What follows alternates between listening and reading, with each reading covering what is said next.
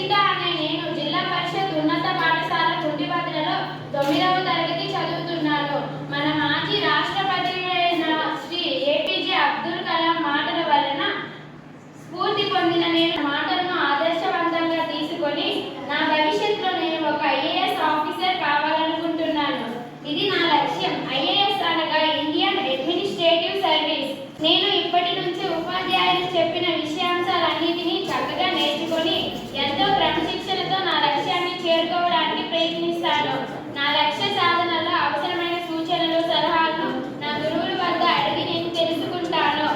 నా లక్ష్యం సాధించిన తర్వాత పేద ప్రజలకు న్యాయం చేస్తానని ప్రభుత్వాలు ఇచ్చిన పథకాలన్నిటినీ అర్హులందరికీ చేరేలా చేస్తాను.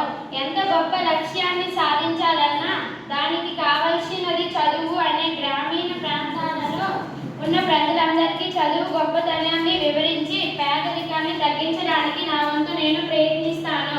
జిల్లా కలెక్టర్ అనగా జిల్లాకి ప్రథమ పౌరుడు.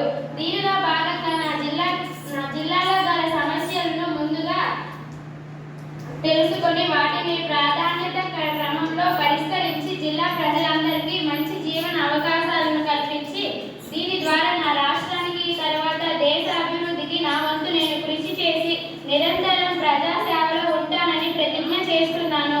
ఇంతటి మంచి అవకాశం ఇచ్చిన ప్రధాన ఉపాధ్యాయులందరికీ నా హృదయపూర్వక ధన్యవాదాలు.